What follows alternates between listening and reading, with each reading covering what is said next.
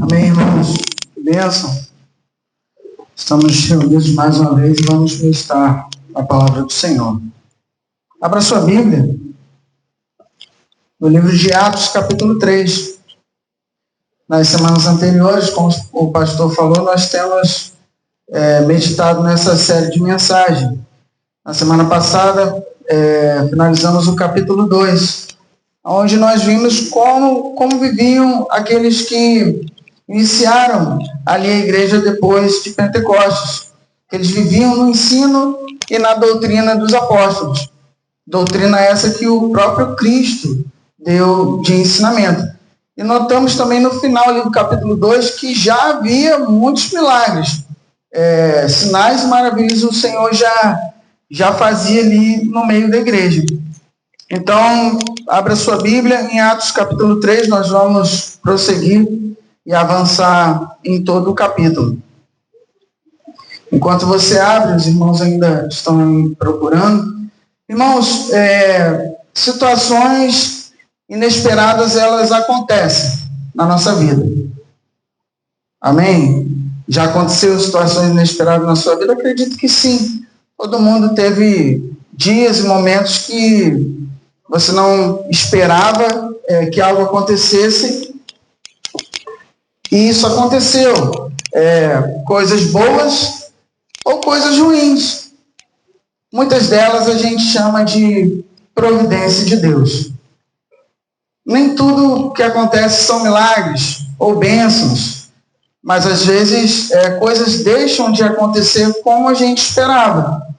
E elas também podem ser providências de Deus, porque o nosso coração ele é enganoso. E a gente vai prosseguir no texto e, à medida que formos avançando, vamos entendendo um pouco do que aconteceu aqui. Capítulo 3, a partir do verso 1, diz assim: Pedro e João estavam se dirigindo ao templo para a oração das 3 horas da tarde.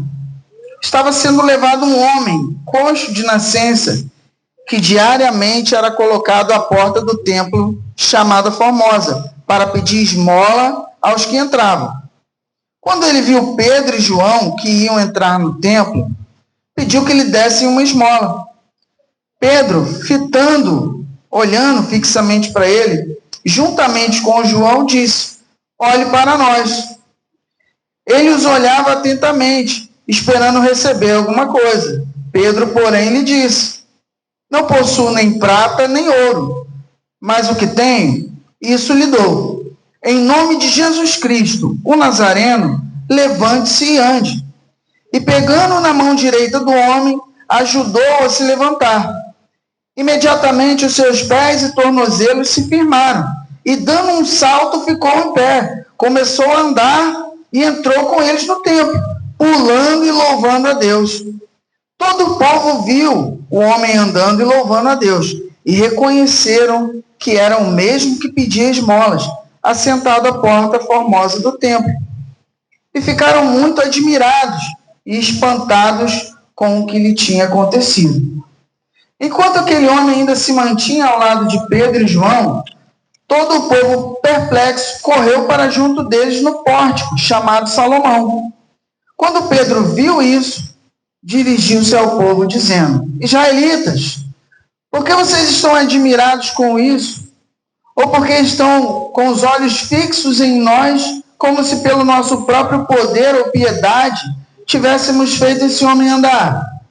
O Deus de Abraão, de Isaac e de Jacó, o Deus dos nossos pais, glorificou o seu servo Jesus, a quem vocês traíram e negaram diante de Pilatos, quando Pilatos já havia decidido soltá-lo.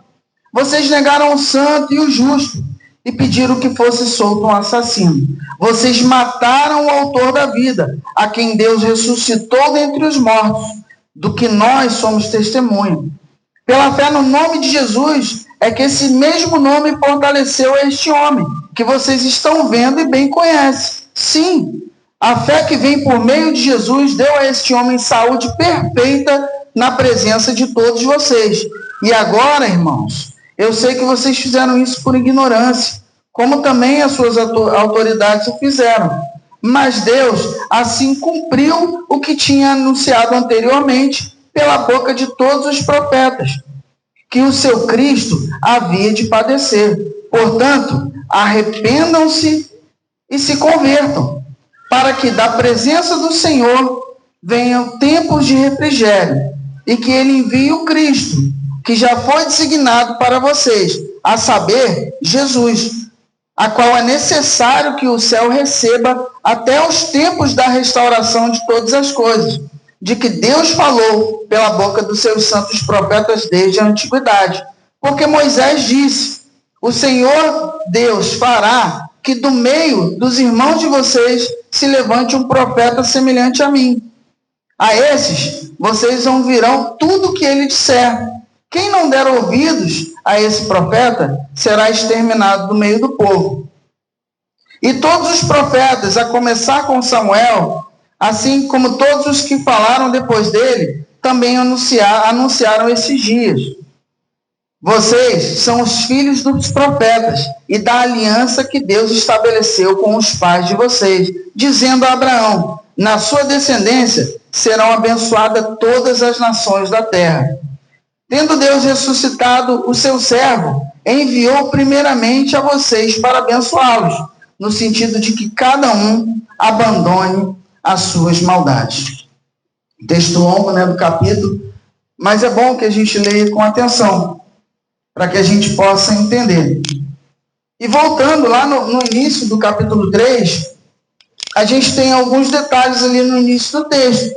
Primeiro a gente viu que Pedro e João estavam juntos, ou seja, eles saíam em dupla.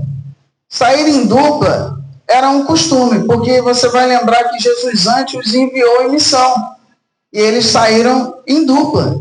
E também era um costume, para que se tivesse o testemunho sempre de uma outra pessoa. Então, eles sempre saíam em dupla. Eles oraram, era um costume dos judeus orarem 3 vezes ao dia. Eles faziam isso no templo, às 9 da manhã, às 3 da tarde e às 18 horas. Você pode notar que o horário que Pedro e João estavam indo para o templo era às 3 da tarde. Eu não sei se o texto não diz se os discípulos, os apóstolos e a igreja que começava a se formar ali depois do Pentecostes, eles continuaram seguindo essa oração diariamente no templo, todos os horários. Mas o texto nos diz que Pedro estava indo com João às 3 horas da tarde. Outra coisa que a gente consegue observar é que aquele homem deficiente, físico, o texto em algumas versões está coxo, outras aleijado, ele foi levado, era levado diariamente para aquele local, para a porta do templo. E isso nós não sabemos quem o levava, se era família, se eram amigos. O que a gente sabe é que ele estava lá diariamente. O texto também diz que ele era deficiente de nascença. Ou seja, aquela deficiência, aquela dificuldade daquele homem era notória e era incontestável. E outra coisa que a gente também consegue ver, logo nesse começo, é que ele estava ali à Porta Formosa. Existem algumas diferenças entre alguns autores sobre o nome dessa porta. Alguns dizem Formosa, outros também de Nicanor, e não existe uma unanimidade. O que a gente sabe é o seguinte, que era uma porta muito movimentada. Os judeus tinham esse costume, como a gente falou, de estar 3 vezes ao dia. Então, era estratégico no texto aqui para aquele homem, porque ele era um pedinte, ele pedia esmolas, então ele tinha que ficar naturalmente no lugar onde tinha bastante movimento. Então, era estratégico para ele. E a gente vai ver que isso também cooperou e era estratégico para o propósito de Deus. E seguindo aqui, a gente consegue ver depois, nos versos aqui, acompanhe comigo, deixe sua Bíblia aberta, no verso 3. Quando ele viu Pedro e João que iam entrar no templo, pediu que lhe dessem uma esmola. Pedro, fitando juntamente com João, disse: olha para nós. Ou seja, aquele homem estava fazendo o que ele fazia todos os dias. Ele pedia esmolas. E ele fazia e não esperava outra coisa a não ser o quê? receber moedas, que era muito comum o dinheiro usado naquela época. E Pedro, nós vamos ver aqui que ele foi guiado pelo Espírito Santo. Nós entendemos que aquilo não era programado. Nós vamos entender pelo texto que Pedro não sabia que ele ia fazer aquilo naquele momento e aquele homem tampouco sabia que ia ser curado. Continue acompanhando comigo aqui. No verso 5 ele diz: e ele os olhava atentamente, esperando receber alguma coisa. Pedro, porém, lhe disse: não possuo nem prata, nem ouro, mas o que tenho, isso lhe dou. Em nome de Jesus Cristo, o Nazareno, levante-se e ande. Ou seja, irmãos, ali aconteceu algo inesperado, que a gente falou. Ele jamais imaginava aquele homem que naquele dia a história dele ia mudar. Ele ia ser curado. Era algo extraordinário. Eu não sei se você costuma, mesmo tendo passado tanto tempo, a tecnologia tendo avançado, eu não sei se você costuma ver pessoas de nascença deficientes que estão andando.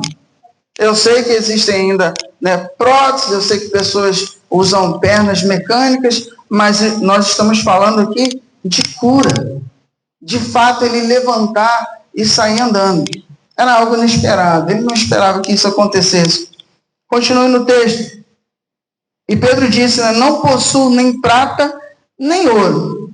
Eu imagino, quero imaginar aqui com você, que quando Pedro disse para ele: olha para nós, acredito que possa ter criado uma expectativa de receber um dinheiro forte. Falou: hoje eu vou ganhar o dia. Vai me dar uma esmola cheia, Olha para nós, porque o costume é o quê, irmãos? A gente sabe, alguém pediu, a gente vai, entrega e continua o nosso caminho. Mas Pedro e João pararam, falando: olha para nós. E fitando quer dizer que olhando nos olhos, foi fixo olhando para ele. E Pedro disse: não possuo nem prata, nem ouro. Aí eu acredito que ele deve ter dado uma desanimada. Então, o que ele vai me dar? Se não tem prata nem ouro, talvez um cobre. E Pedro disse, não possuo nem ouro nem prata, mas o que tenho, isso lhe dou. Em nome de Jesus Cristo Nazareno, levante-se e ande. E pegando pela mão direita do homem, ajudou a se levantar. Imediatamente os seus pés e tornozelos se firmaram. Dando um salto, ficou em pé e começou a andar. E entrou no templo com eles. Irmãos, algo maravilhoso. Quebrou a expectativa. Não só do homem, mas imagine um lugar movimentado, pessoas passando. Eu quero que você imagine essa cena, porque o templo naquela época, depois você pode dar uma busca na internet e vai ver que geralmente tinha uma escadaria e depois a porta. Imagine ali pessoas entrando.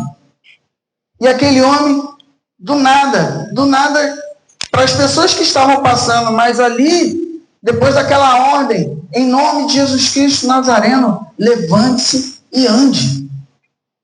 Ele jamais esperava que isso acontecesse. E aquilo mudou a história da vida dele. Nós não temos depois o que aconteceu com aquele homem, mas sabemos ali que ele ficou ali junto de Pedro e João, e ele entrou no templo louvando, saltando, adorando a Deus.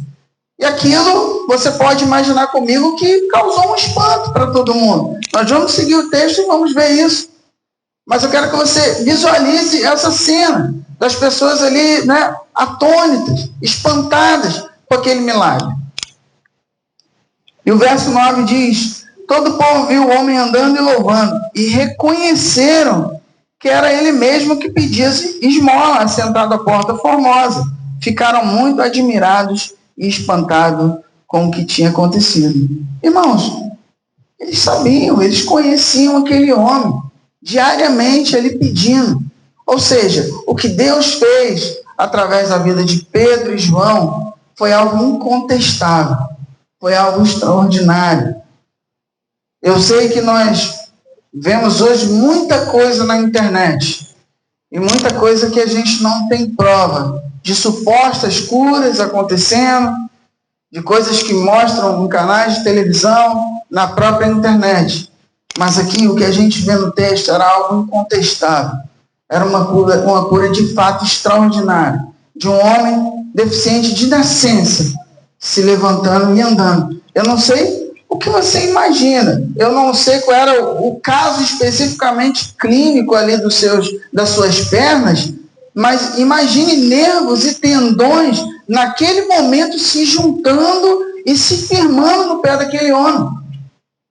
Eu sei que às vezes a gente passa correndo pelo texto, eu também já li esse texto diversas vezes, mas quando você para imaginar isso, os ossos, eu não sei o que aconteceu, mas foi naquela hora, não foi ao longo do tempo, foi imediatamente, os pés dele se firmaram. Irmãos, algo maravilhoso.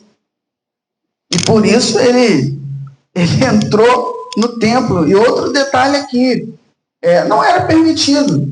Ele também, além de não poder andar, não era permitido que pessoas com defeito, qualquer tipo de deficiência, entrassem no templo.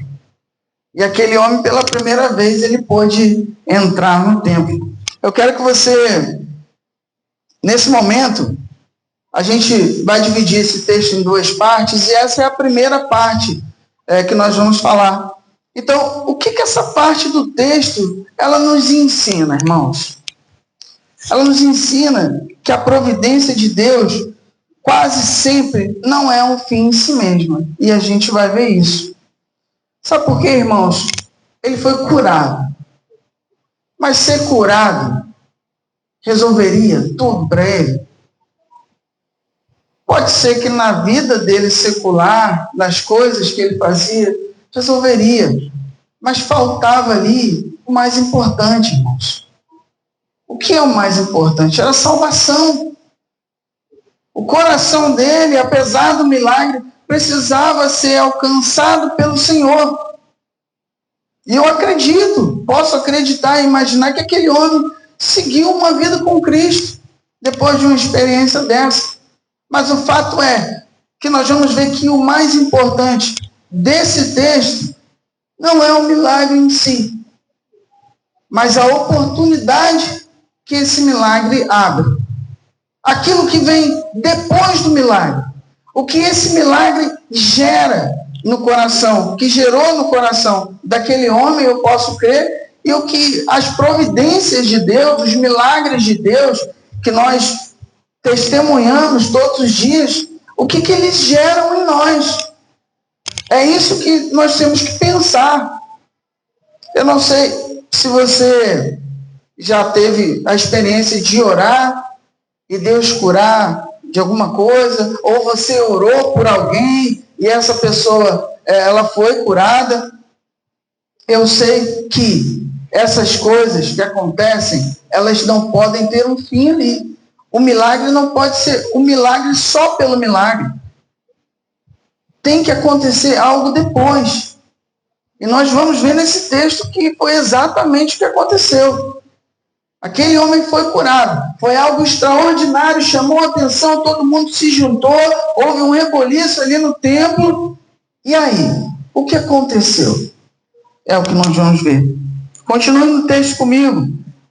A partir do verso 12.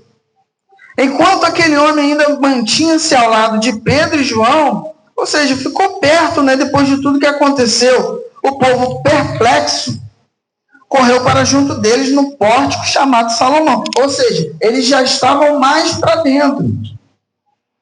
Quando Pedro viu isso, dirigiu-se ao povo dizendo: irmãos, Pedro então, ali guiado pelo Espírito, entende o time, o momento que o milagre gerou. O porquê daquele milagre.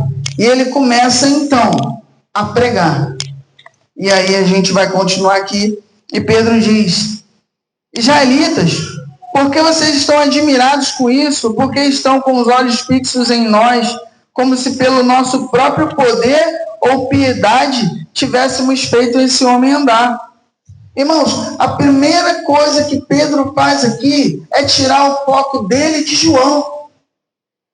A glória não era deles. Não foi eles, pelo próprio poder ou autoridade deles mesmos, que realizou aquele milagre. Eles sabiam que era o próprio Jesus que estava fazendo aquilo.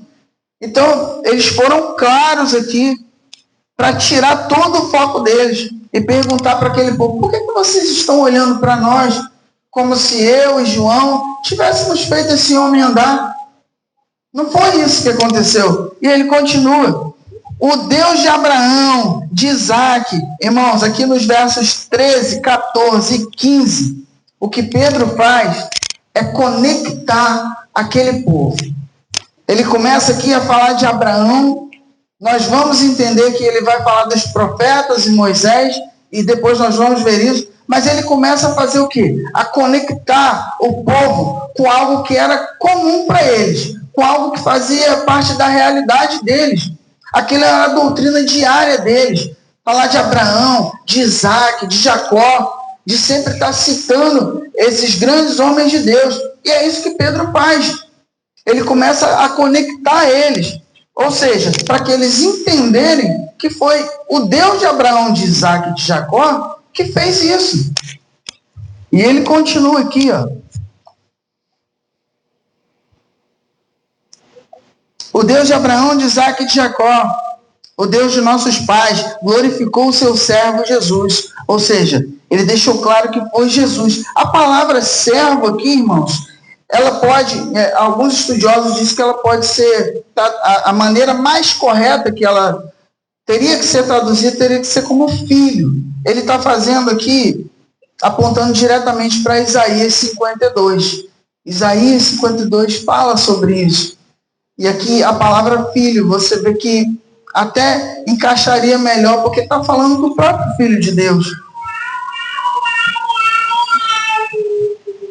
O seu servo Jesus, a quem vocês traíram e negaram diante de Pilatos, quando esse já havia decidido soltá-lo.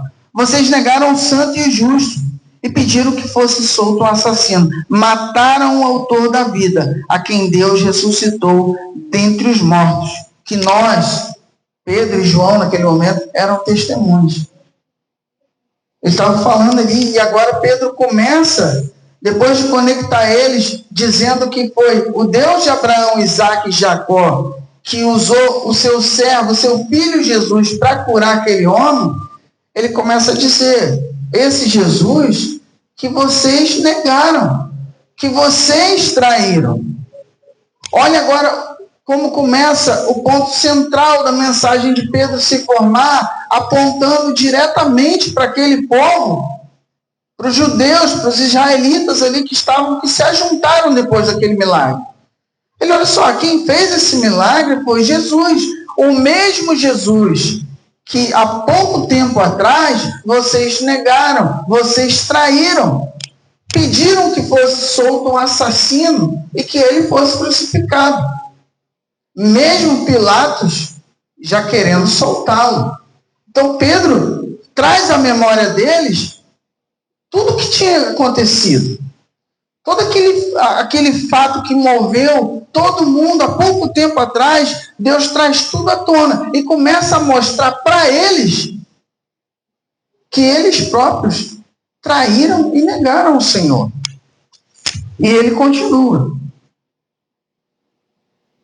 Pela fé no nome de Jesus, é que esse mesmo nome fortaleceu este homem, e que vocês estão vendo e bem conhecem. Ele diz, olha só, foi a fé em Jesus, não a fé daquele homem, porque aquele homem, ele nem sabia que ia ser curado, mas a fé que moveu Pedro a dar aquela ordem no nome de Jesus para que ele fosse curado.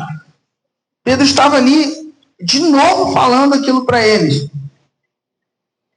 Sim, a fé que vem por meio de Jesus deu a esse homem saúde perfeita na presença de todos vocês. E agora, irmãos, e aí Pedro, depois de mostrar para eles que eles traíram e negaram e pediram que fosse solto um assassino e que Jesus fosse crucificado, ele diz, e agora, irmãos, eu sei que vocês fizeram isso por ignorância, como também as suas autoridades o fizeram, mas Deus assim cumpriu o que tinha anunciado anteriormente pela boca dos profetas, que o seu Cristo havia de padecer. Portanto, arrependam-se e se convertam. E aqui está o ponto central da mensagem de Pedro. Pregando o arrependimento e conversão daquelas pessoas. Ele diz, eu sei que vocês não sabiam o que estavam fazendo. Apesar deles terem responsabilidade nisso, Pedro sabia, porque o próprio Jesus disse, Pai, perdoa, porque eles não sabem o que fazem.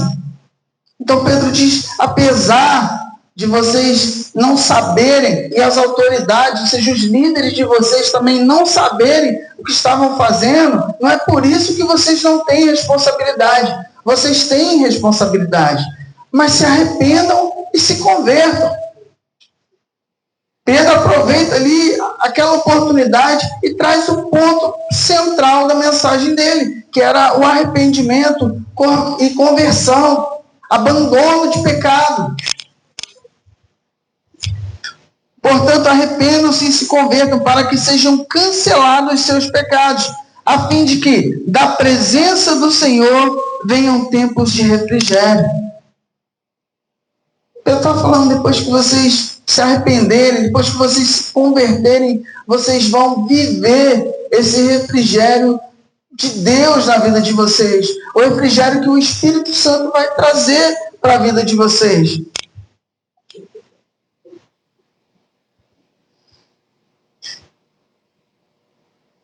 E aí ele continua.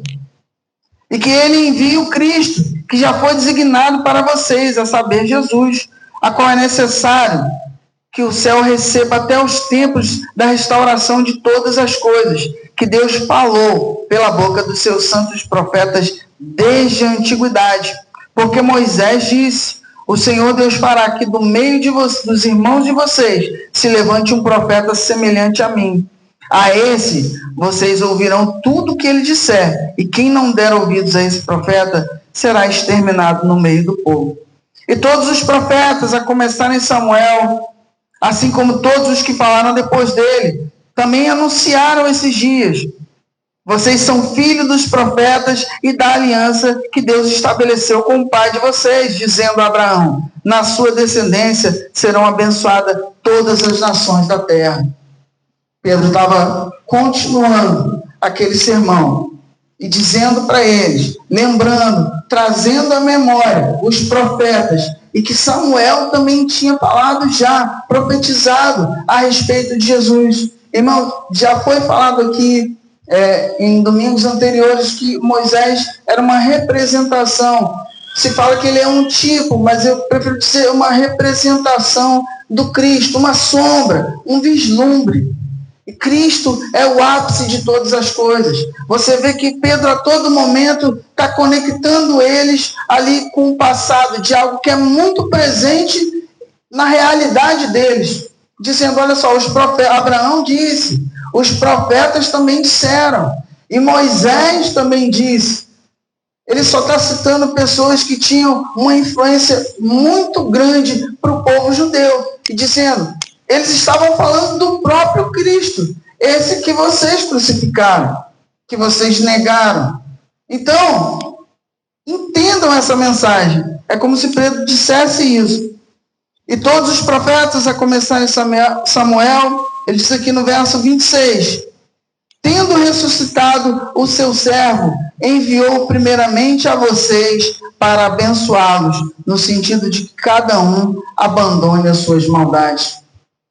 Pedro estava sendo bem direto com ele, irmãos. Estava dizendo, olha só, apesar de tudo que vocês fizeram, Deus sabe que foi por ignorância, por falta de conhecimento. Ainda assim, vocês têm responsabilidade. Mas mesmo assim, o Cristo foi enviado primeiramente a vocês.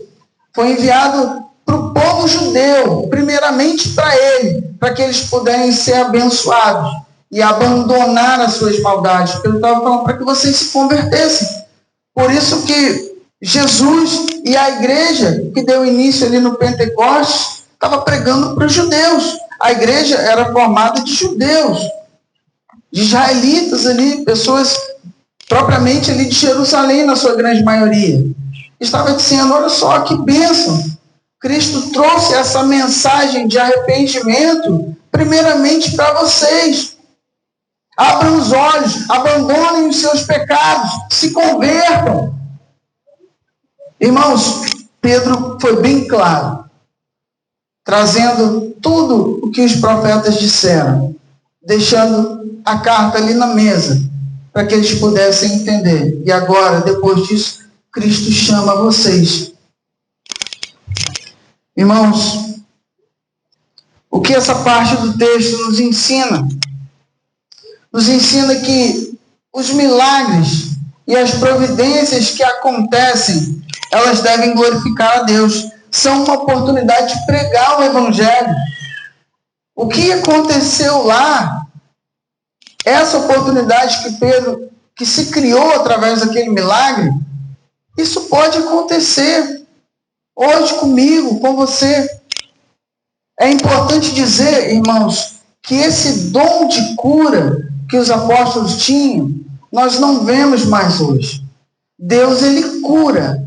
Mas eu quero que você observe uma diferença entre o pastor ou qualquer um dos irmãos orarem por alguém, como a gente orou aqui no momento de oração, e essa pessoa seja curada. Deus faz isso. Mas esse dom de cura e essa autoridade que foi dada aos apóstolos, nós não vemos mais hoje. Vocês perceberam pelo texto que ele não ora. Pedro não ora pedindo, Senhor, cura esse homem. Ele diz, não, olha para nós. Em nome de Jesus Cristo Nazareno, levante-se antes. Ele deu uma ordem. E aquele homem se levantou e andou. A gente não vê mais esse dom de cura que foi dado aos apóstolos hoje. Nós vemos e sabemos que Deus cura. Então, é importante a gente entender isso. Irmãos, outra coisa que esse texto nos ensina, que nós devemos pregar a palavra com verdade, falando sobre arrependimento, confissão e abandono de pecados. O que é o Evangelho, se não isso? Qual o Evangelho que a gente tem pregado? Nós precisamos falar e pregar, usar as oportunidades, as providências de Deus, milagres ou qualquer outra coisa que acontecer, para que a gente possa pregar o Evangelho. E quando a gente pregar, a gente não precisa amaciar o ego de alguém.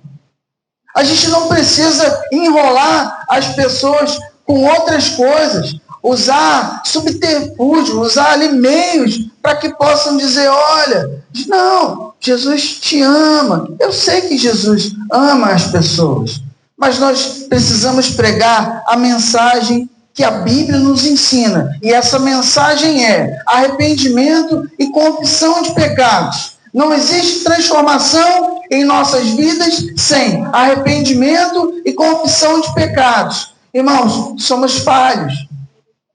Nós sabemos que somos falhos, pecadores, miseráveis. Mas o Senhor nos alcançou. E nos arrependemos, confessamos os nossos pecados e continuamos caminhando uma vida com Deus na igreja. Isso nos tira a chance de pecar? Não. Mas vivemos uma vida transformada, em que pecados deveriam ser acidentes pontuais que acontecem uma vez ou outra. Infelizmente, pode ser que não esteja sendo assim. E podemos estar pecando mais do que deveríamos. Mas isso não muda o cerne, o centro da mensagem que devemos pregar todos os dias em nossas vidas. E nos lembrar de se arrepender e pregar arrependimento e confissão de pecados, abandono de uma vida que vivíamos e viver uma vida transformada.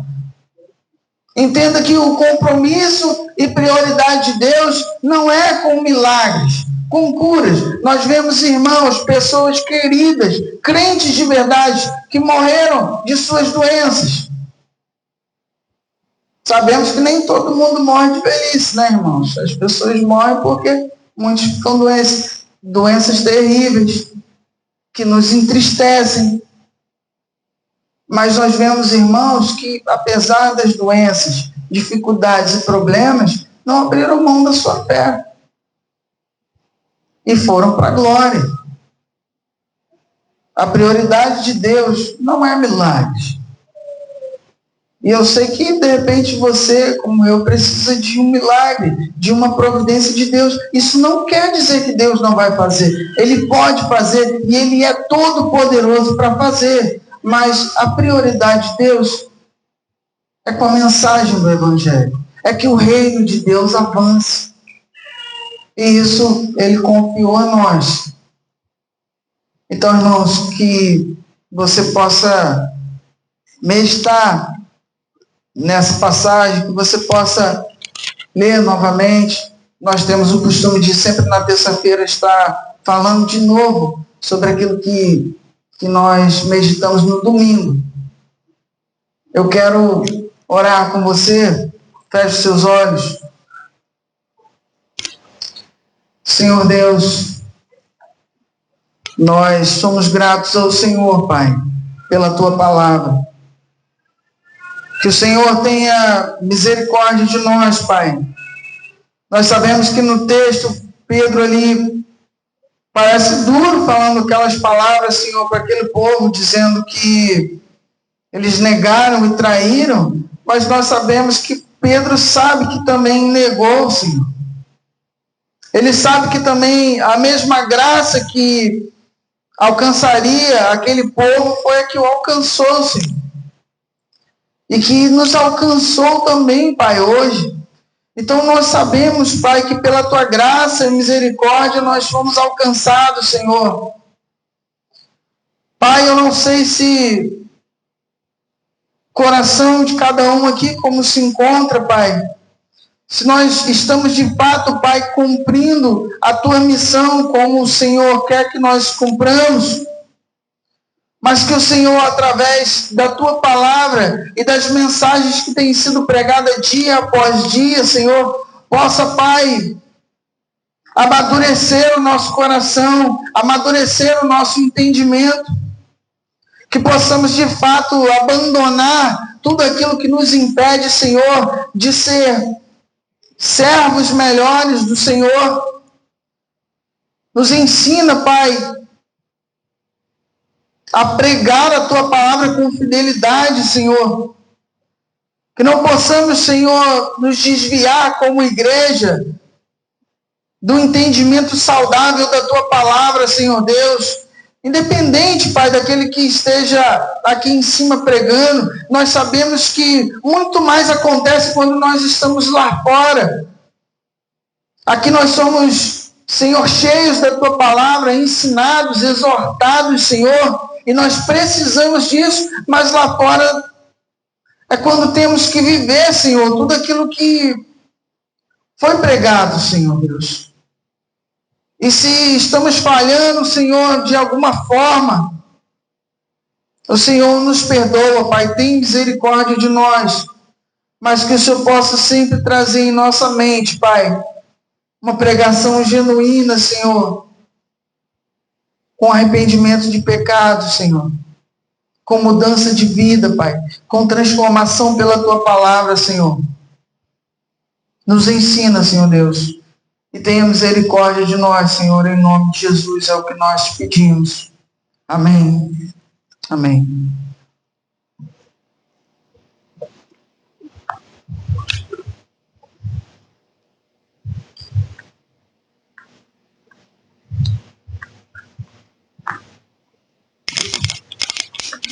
O que aconteceu?